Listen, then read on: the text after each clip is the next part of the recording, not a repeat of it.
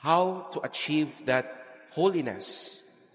That is when the time of the Lord, we give it to the Lord.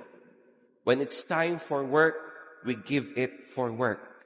When it's time for family, we give it to family. That makes us whole, complete. Yan ang root word ng holiness. So when we come to Mass, give it our all.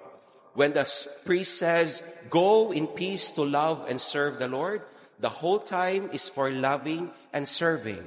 To parents, respect for elders, respect for children, respect for other people's time, respect for work, honesty, justice, truth in the workplace.